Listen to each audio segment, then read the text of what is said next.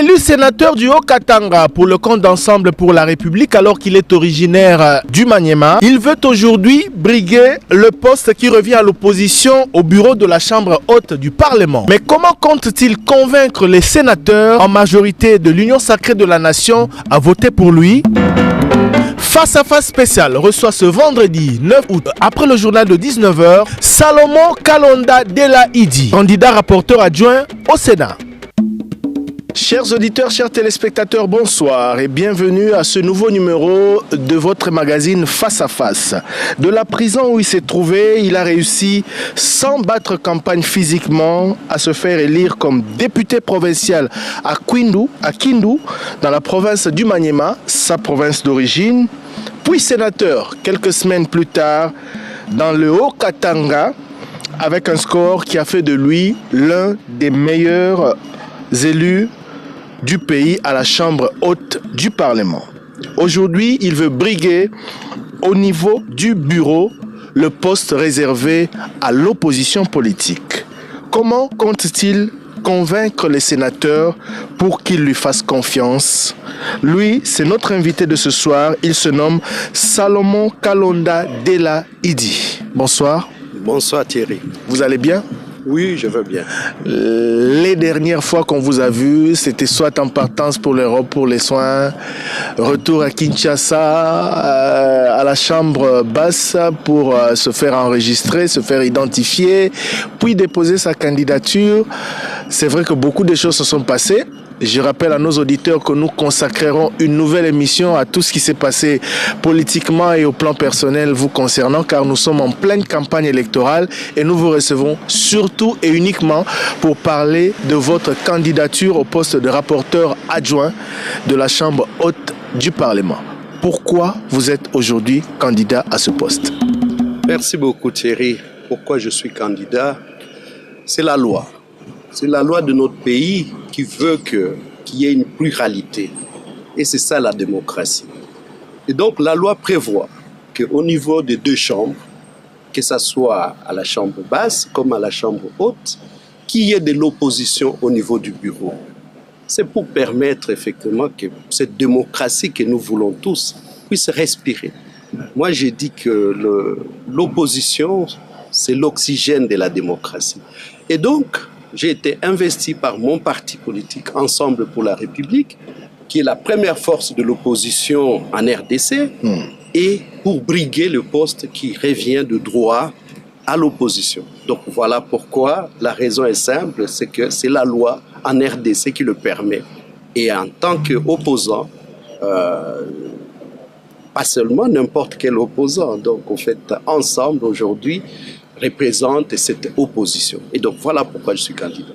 Entre la loi et la réalité du terrain, il faut convaincre en plus de cela. Et en plus, vous n'êtes pas le seul sénateur de votre famille politique. Pourquoi seulement vous? Oui, il y avait des ambitions dans notre parti. C'est ça, on a fait jouer cette expérience démocratique à tout le monde, déjà dans notre parti. Et à la fin, la majorité de nos cadres, de nos militants, ont voulu que ça soit moi. Pourquoi moi? Je ne sais pas, on doit demander au parti.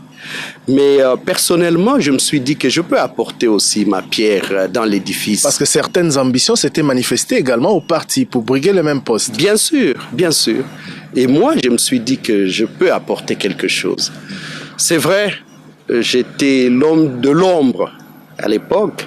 Peut-être qu'il est temps que je puisse montrer aussi que je peux faire autre chose. Peut-être qu'il est temps que la République puisse bénéficier aussi de ce que j'ai pu faire dans l'ombre. Beaucoup de gens ne me connaissent pas. Je souhaiterais, Thierry, peut-être un jour qu'on puisse parler un peu, mais pas aujourd'hui, mais prochainement. Justement. Et donc, j'ai des choses à faire dans ce pays, en commençant par ce bureau, où finalement, le poste de rapporteur adjoint peut paraître petit, mais il y a des choses à faire parce que le rapporteur adjoint s'occupe notamment de rapports des vacances parlementaires. Vous savez, les vacances parlementaires, c'est le Congo qui revient au fait à la surface. C'est le Congo profond. Ouais. C'est là où on va expliquer tout ce qui se passe dans nos coins, dans nos territoires. Et maintenant, il faut faire le suivi. C'est vrai que ça se faisait, mais les résultats, c'est quoi? C'est que le Congo profond a été oublié. Et moi, je veux faire de sorte que je remonte ce Congo profond à la surface. On va justement y revenir. De l'ombre à la lumière, Salomon Idi Kalonda, très longtemps derrière ou à l'ombre de Moïse Katumbi, mais politiquement, vous avez joué, même lors de la législature passée, sans être député, un rôle très important, notamment dans l'encadrement des regroupements politiques proches de votre président. Mais revenons un tout petit peu en arrière pour évoquer mon introduction. Vous n'étiez pas physiquement présent, vous étiez en prison, mais vous avez réussi à vous faire élire. Comment les choses se sont passées? Comment vous avez vécu cela? Être élu avec brio, député provincial à Kindu, être élu une nouvelle fois avec brio la main parmi les meilleurs élus du pays, sénateur dans une province qui n'est pas votre province d'origine, même si vous y avez travaillé pendant quelques années. Merci Thierry. Effectivement, dans l'ombre ne voulait pas dire qu'on ne travaille pas pour la population. Cette population, croyez-moi, quand vous faites des choses bien, elle est reconnaissante. Et donc, la population m'a vu à l'œuvre, à côté du président Moïse Katumbi, dans le Haut-Katanga, dans les Grands Katanga à l'époque. Et donc, j'étais une plaque tournante de beaucoup de choses, mais dans l'ombre. Mais les gens voyaient comment j'étais sérieux dans mon travail, comment j'ai poussé les choses, comment je faisais de sorte que les choses se réalisent. Et là, dans les Grands Katanga. Dans les maniements, très peu de temps, je me suis dit, je vais essayer d'organiser ma province d'origine. Et les gens ont vu en moi le dynamisme que j'avais amené. Et eux-mêmes, ils se sont dit, en prison ou pas, nous allons les lire. Peut-être vous revenez sur presque le meilleur élu, le deuxième meilleur élu sénateur de la République. Mais je suis aussi le meilleur élu de la province du Maniema, la députation provinciale, tout en étant en prison. Et donc, c'est une reconnaissance de cette population. Quand vous faites des choses pour la population, elle reconnaît et elle devient redevable. Votre parti politique vous a désigné. Elle est également la première force politique au niveau du Sénat. Mais vous n'êtes pas le seul candidat à ce poste. Vous allez faire face à un challenger. C'est l'ancien gouverneur de l'Équateur, Jean-Claude Baende Etafé Eliko. Ça ne vous fait pas peur, ce challenge? Ça ne me fait pas peur, mais je préférais faire ma campagne. Je le souhaite bonne chance et j'ai fait ma campagne parce que je crois que j'ai des valeurs à mettre au devant. Je sais que je sais mieux faire, c'est le travail, le suivi des travail, et c'est ce que je veux mettre au profit de notre Sénat. Et donc, je préfère faire ma campagne, mais rappeler seulement qu'Ensemble pour la République, c'est la première force de l'opposition. Au Sénat, nous sommes 4 de l'opposition, 3 sont des Ensemble. Donc 3 ont jeté l'air dévolu à ma candidature. Et donc voilà, la démocratie reste aussi ces jeux de nombres. Oui, tout à fait. Mais pour être élu ce samedi, il faut convaincre plus de 3, justement, pour avoir la majorité absolue et être élu. Comment vous comptez aller au-delà de ce nombre des sénateurs de l'opposition? Comment vous comptez convaincre les sénateurs de la famille politique opposée à la vôtre? Merci beaucoup. Vous savez, ce qui nous divise peut-être est plus faible que ce qui peut nous unir. Opposition ou majorité, nous sommes d'accord sur des principes. Nous sommes d'accord qu'il faut une démocratie représentative. Et cette démocratie, il faut une opposition crédible, responsable, sincère. Au-delà de ça, vous savez, quand on parle de problèmes du Congo, quand on parle de problèmes de l'enseignement, de la santé, nous sommes tous d'accord Et donc, c'est ça les termes que je vais parler. Je parle déjà avec mes collègues pour dire que non, je ne viens pas d'une planète Mars. Nous sommes tous Congolais, de l'opposition, de la majorité. Qu'est-ce qu'attendent les Congolais de nous? Ils n'attendent pas de nous, opposition-majorité, ils attendent des solutions à leurs problèmes. Et moi, je vais apporter cette contradiction autre, parce que la voie unique ne peut pas développer un pays. La voie unique ne peut pas être la démocratie. Et donc, il faut une voie autre. Et donc, je serai la voix des sans-voix, les autres Congolais qui ne se retrouvent pas dans ce pouvoir. Il faut que ces Congolais-là trouvent en moi quelqu'un qui va porter leur voix. Et c'est ce que je vais faire en toute responsabilité.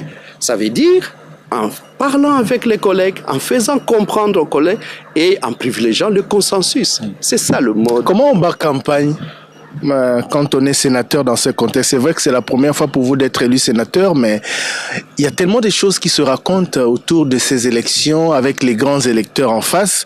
Comment on bat campagne et comment on se donne des chances d'être élu?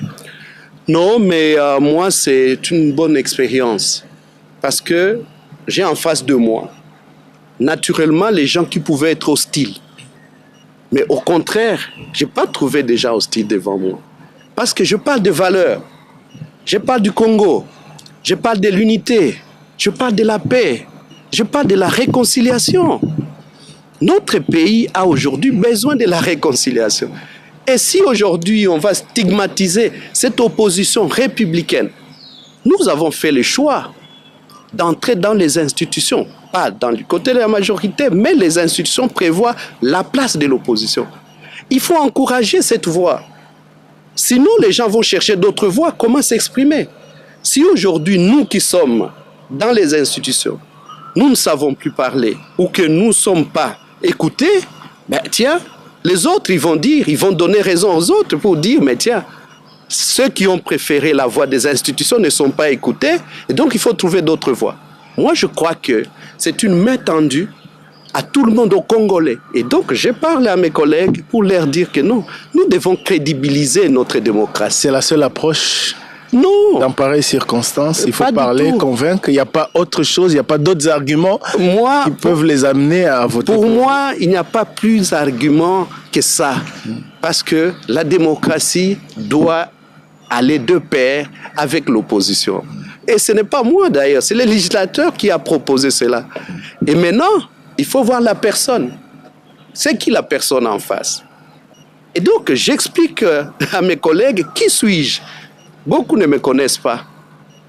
Mais je reviens seulement sur le point qu'on reconnaît le maçon au pied du mur. Justement, mais beaucoup de vous connaissent pas. Ce n'est pas un handicap pour vous parce que longtemps, très longtemps, vous avez travaillé dans l'ombre. En période de campagne, on ne vous a pas vu pour la raison que l'on vient d'évoquer ici. Beaucoup vous découvrent, en fait, contrairement à votre adversaire qui lui a déjà eu à exercer à un certain niveau les fonctions de l'État. Oui, mais effectivement, vous serez étonné, Thierry. Je croyais que les gens ne me connaissaient pas. Mais quand je croise mes collègues, peut-être ils connaissent encore mieux Salomon que beaucoup qui me connaissaient avant. Donc, au fait, être dans l'ombre ne veut pas dire ne pas être connu. Je suis connu. Peut-être parfois les gens découvrent les visages, mais les noms m'avaient précédé. Et les noms m'ont précédé dans quoi? Dans l'efficacité, dans le travail bien fait, dans le suivi de ce que je faisais, dans les sérieux du travail. Et les gens les reconnaissent. Et donc, voilà, contrairement aux autres qui ont travaillé, il y a un bilan. Il faudra maintenant qu'on mette en balance ces bilans. Et moi, j'ai toujours été droit sur mes bottes. Les gens savent que je suis de l'opposition. Je n'ai jamais traversé d'un côté ou de l'autre. Mais bon, on a des gens qui, hier, ici, demain, après-demain, mais moi, je suis resté droit. Et donc, voilà, si on veut vraiment quelqu'un qui va être sincère, qui va être crédible, je suis là. Est-ce que ce message passe? Ça passe énormément. Je crois que je peux prétendre ici que j'ai été entendu. Jusque-là, en tout cas, mes collègues m'ont compris Et la plupart me posent des questions pour me connaître encore davantage. Et ça a été, comme j'ai dit, un bel exercice pour moi parce que ça nous a permis de nous rapprocher. On se connaissait à distance, mais on se découvre davantage. En dehors de cette approche que vous évoquez, on ne parle pas d'argent, on ne parle pas de certaines tentatives, on ne parle pas autre chose dans pareilles circonstances. Pour moi, je parlerai de moi. Jusque-là, je n'ai pas croisé quelqu'un qui m'a demandé de l'argent. Donc voilà, moi j'ai parlé avec des gens, on s'est découvert, on a échangé. Jusque-là, c'est ce qui s'est passé. Donc je n'ai pas croisé sur mon chemin quelqu'un qui m'a exigé quoi que ce soit. Est-ce qu'Ensemble pour la République est entièrement, totalement derrière votre candidature? Tout à fait. J'ai été investi, la preuve, moi j'ai été investi par le secrétaire général, donc celui qui a déposé ma candidature. Et donc je suis les représentants d'Ensemble pour la République. Vous savez pourquoi je pose cette question avec autant d'insistance? On a tous vu l'investiture, oui. On a tous vu le secrétaire général du parti vous accompagner jusqu'au dépôt de votre candidature, mais on n'a pas senti l'unanimité, le soutien de certains hauts cadres du parti, surtout que l'on a appris que parmi ceux qui avaient manifesté des ambitions, il y en avait qui étaient plutôt proches d'autres cadres du parti plutôt que de vous, raison pour laquelle je pose cette question. Non, je crois que c'est ça la démocratie.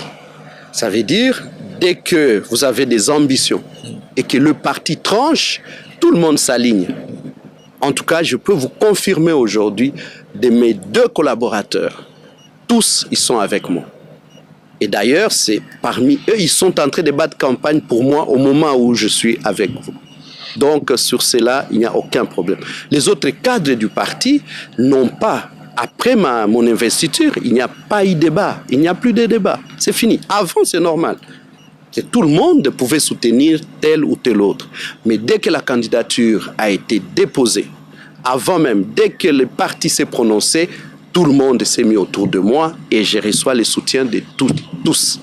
Votre adversaire politique est de la DIPRO, dont un membre est au gouvernement. Vous n'avez pas peur que, puisque la majorité est à l'union sacrée au niveau du Sénat, vous n'avez pas peur qu'il ait un petit avantage par rapport à vous? Je crois à la sagesse des sénateurs. Ils savent qu'on cherche aussi à être crédible. Vous savez, à un certain moment, les gens nous observent. Quand les gens nous observent, nous devons être conséquents. Que prévoit la loi? Il faut que les gens de l'opposition soient là. OK. Mais ils se revendiquent de l'opposition. Oui. La dynamique progressiste est de l'opposition sur papier. Si il y a un membre qui est au gouvernement, un autre à l'opposition, je laisse en tout cas à mes pairs qui sont les sénateurs de juger, mais je crois à leur sagesse. Parce qu'ils ont aussi besoin que notre bureau soit crédible. Hein? On peut avoir des invités, voilà, ok, c'est quoi? Quelle est la part de l'opposition dans ça? Parce que l'opposition ne doit pas nécessairement être là pour accompagner. Non, non, ça doit être effectif, c'est réel. Ça doit se vivre au niveau du Sénat et même au niveau du bureau. Donc, je n'ai pas peur, je ne crains pas que la sagesse des sénateurs va primer.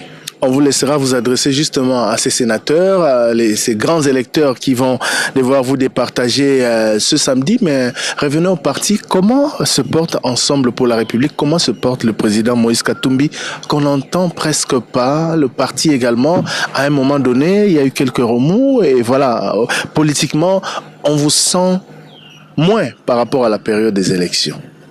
Non, non, le président Moïse se porte bien. Se porte très bien même. Le parti, au fait, comme tous les partis politiques, après les élections, c'est normal. Les gens observent, s'observent encore. Et vous savez, le coup était aussi dur. Hein? Et donc, après toute cette turbulence, vous savez, après la tempête, il faut laisser que les mauvaises herbes tombent. Et après là, ça va fleurir. Donc, le moment que cet arbre qui a laissé passer les mauvaises herbes, ça va maintenant reprendre et ça va fleurir. Et donc, Ensemble a de l'avenir, je vous promets. Parce que dans beaucoup de partis politiques, ce que nous avons connu comme turbulence, ça pouvait déjà emporter ensemble. Mais malheureusement, ou heureusement pour nous, c'est qu'ensemble est encore là. Et il y a le socle sur lesquels on va bâtir ensemble. Au vu des chiffres sortis des dernières élections, vous l'avez dit, vous êtes la première force politique de l'opposition, mais on s'attendait à ce que le président Katumbi prenne justement ce flambeau de l'opposition et surtout le porte ou l'incarne, mais on le sent plutôt en retrait de la vie politique de temps en temps, comme c'était le cas le 30 juin dernier. Il fait des sorties médiatiques, mais on ne le sent pas si impliqué dans la vie politique, alors que ces députés, à tous les niveaux, dans toutes les assemblées, siègent et sont très actifs. Pourquoi on ne le sent pas? Pourquoi on ne l'entend pas? Pourquoi on ne le voit pas souvent? Je crois que je comprends. Que ce soit vous, que ce soit la population qui aimerait le voir davantage. Je crois que c'est aussi stratégique. Et la stratégie, ça ne s'étale pas ici. Mais comme on a dit, on aura l'émission pour détailler tout ça. Et donc, moi, j'aimerais bien qu'on réserve cette partie à cette émission. À l'émission que l'on fera sur votre situation. Tout à fait. Parce que là, on va s'éloigner du dossier actuel. C'est d'abord le Sénat et l'élection au bureau. Ouais, je comprends, mais pourquoi avez-vous choisi l'Assemblée provinciale et le Sénat? Parce que les acteurs politiques ont souvent, de votre âge, ont souvent tendance à aller plutôt à l'Assemblée nationale qu'au Sénat. Pourquoi vous avez choisi le Sénat? Le Congo à la base. L'Assemblée provinciale, c'est le Congo à la base. C'est le Congo profond. Le Sénat, c'est une projection de ce Congo profond. C'est tout ce que j'ai choisi. Et donc, moi, je crois au développement à la base. Et d'ailleurs, ça tombe bien. Hein. Finalement, je prends les rapporteurs adjoints qui va faire les liens entre les provinces et finalement le national. À travers les rapports des vacances parlementaires des sénateurs. Tout à fait. Ça fait partie de vos attributions. Ça fait partie des attributions. Et donc, non, je suis... mon choix est réel et mon choix est concis depuis l'Assemblée provinciale et le Sénat. Donc, voilà. Moi, je veux le développement à la base. Beaucoup disent que le Sénat, c'est une chambre inutile. C'est une chambre d'ailleurs qui est appelée, si jamais des réformes sont mises en place, à disparaître. Elle ne sert à rien parce qu'elle ne fait pas tomber des ministres, parce qu'elle est limitée dans son déploiement, etc. Est-ce que vous avez eu cette impression ou vous avez cette impression aujourd'hui? Laissez-moi découvrir. Nous sommes au début de la législature. Jusque-là, je n'ai pas encore beaucoup siégé parce que j'étais malade. Je venais d'arriver. Le bureau va se mettre en place. Posez-moi la question après, parce que je découvre. Ça, j'entends parler. Maintenant que je serai acteur, à ce moment-là, je vous dirai qu'est-ce que je pense. Est-ce que c'est inutile? Est-ce que c'est utile? Parce que je crois que c'est l'homme qui fait la fonction. C'est pas la fonction qui fait l'homme. Donc, laissez-moi entrer d'abord et puis on tirera les leçons. Je rappelle que notre invité candidat rapporteur adjoint au Sénat pour le compte de son parti, Ensemble pour la République, c'est le poste que doit occuper l'opposition au sein de ce bureau de la Chambre de la Sagesse, la Chambre haute du Parlement. Si jamais ça ne marchait pas, si jamais ces députés ne vous faisaient pas confiance, on ne vous le souhaite pas. Vous avez dit que ça va aller, ça se passe bien, la campagne, ils adhèrent, ils vous connaissent, etc. Si jamais ça ne marche pas. Bon, je dirais que c'est la démocratie.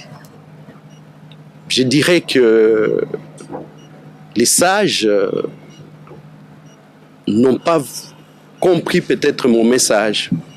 Je dirais que la Chambre haute va fonctionner, son bureau en tout cas, va fonctionner sans moi. Mais je resterai, effectivement, sénateur de l'opposition. De l'opposition. Je repose la question sous les signes de l'espoir. Qu'est-ce que vous vous donnez comme chance au maximum pour que ça marche? Pour que vous soyez élu, parce que la réalité du terrain, vous êtes dirigeant sportif également, ce sera le jour J, le samedi, lors de la plénière. Qu'est-ce que vous vous donnez comme chance pour que ça marche ce jour-là? Le contact avec les sénateurs, les grands électeurs, les échanges que j'ai faits avec eux. Et les discussions que nous faisons me poussent à croire que mon message est entendu, mon message est compris. Parce que je base effectivement ma campagne sur ce contact, sur ces discussions, sur ces échanges. Parce que je veux être constructif. Beaucoup, peut-être, comme ils sont de la majorité, ils ont peur de l'opposition quand ils entendent parler de l'opposition. Mais il faut expliquer maintenant c'est quoi cette opposition que nous, on veut faire. Hein? Peut-être qu'ils se disent que non, ça sera un blocage. Non, au contraire. Et donc, nous serons là. Nous serons constructifs. C'est une opposition républicaine constructive.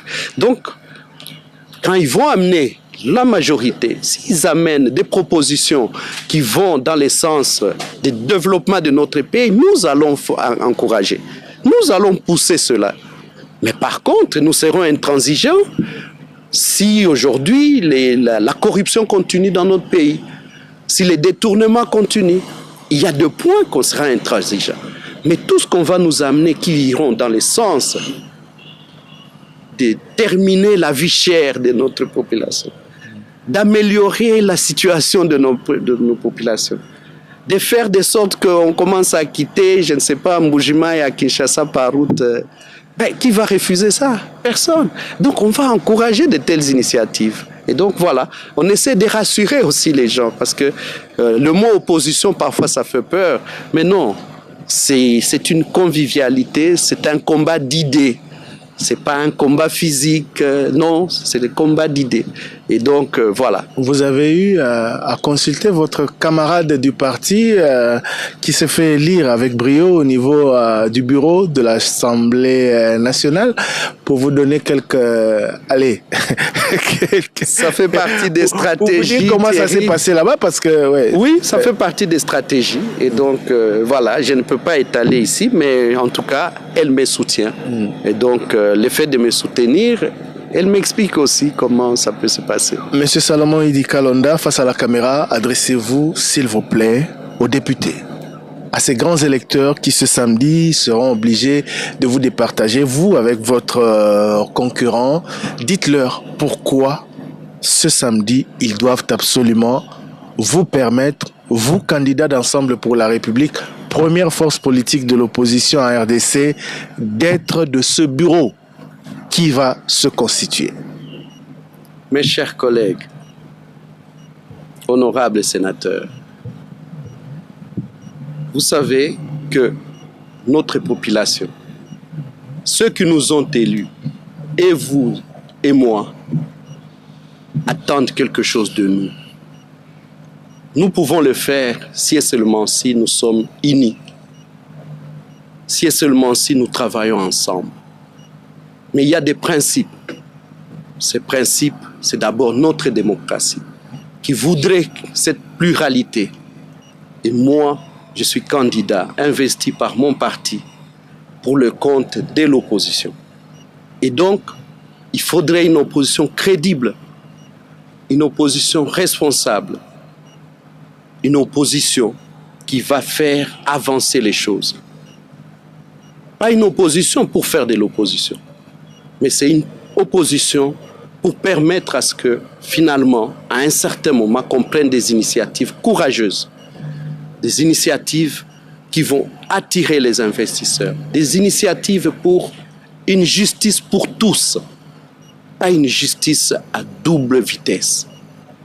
Nous voulons qu'il y ait création d'emplois dans notre pays.